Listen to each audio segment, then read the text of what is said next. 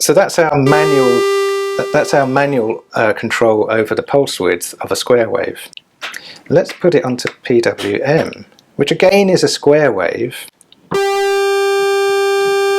we're able to control. Let's take that to 0. It's not going to have any effect now.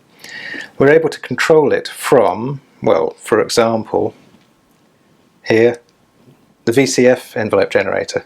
So let's give it a slightly slower tack so we can hear it coming on, and slowish decay. I've got the sustain of the envelope generator for the VCA right up maximum, so we're hearing the full effect of it. And I've got the filter pretty much out of the picture because it's not filtering anything. So pretty standard synthy type of envelope for the VCF. What's this going to do?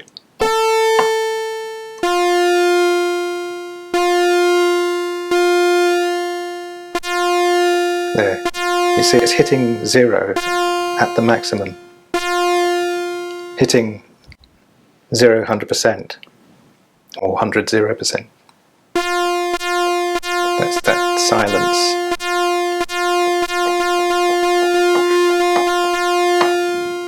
Let's give you a very slow attack.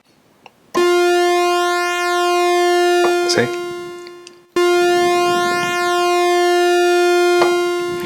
That's modulating the pulse width of a square wave with the filter envelope. Let's look at modulating the pulse width with a modulation generator, or LFO. Modulation generator 1 we can choose from different waveforms. So let's put it on a sawtooth wave.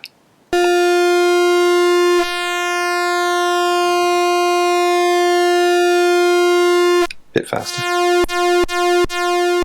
There, you can hear that I'm going up to the point where it's disappearing. Starting.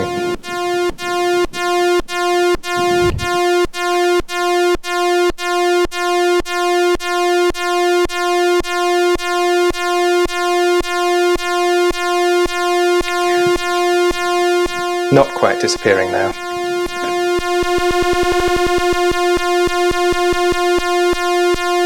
That thump is the rise of the sawtooth, which takes pretty much no time at all. Reverse sawtooth. Oops.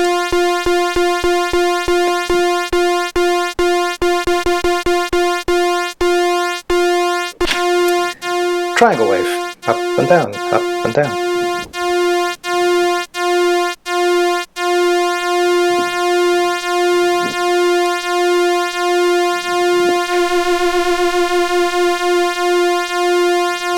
So that's just with one oscillator. Let's throw a few more in. They don't all have to be maximum level either. They're detuned. They must have gone out of tune since I started doing this. That's perfectly normal for a MonoPoly, or any synthesizer this age.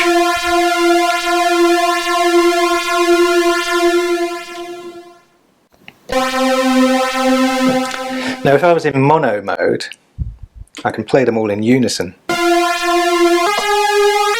which is the same as poly and just pressing one key. In poly unison, each additional key will steal. In mono, it's just assigning the last key I pressed. Now in chord memory, let's go into poly mode, and if I hold down 4 notes and press hold and then chord memory, one key sets the VCOs apart by that interval. So they're not all tuned to unison now, they're tuned to that particular chord that I held in the chord memory. That gives me some very nice modulation effects now that they're detuned from each other by theoretically a musical interval.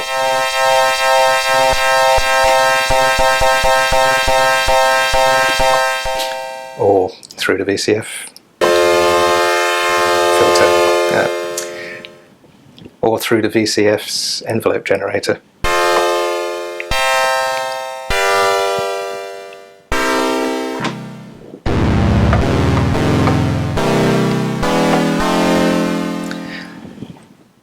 I could bring the filter back in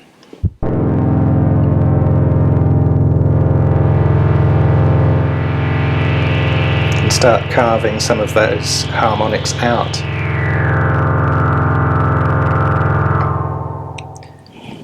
Which will go in concert with the VCF envelope generator that's modulating the pulse width.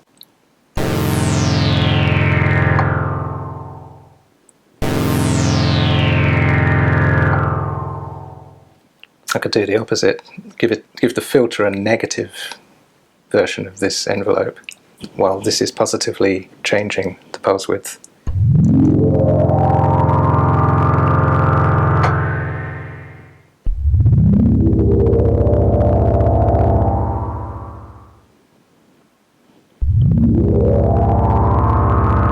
Let's be a bit quicker.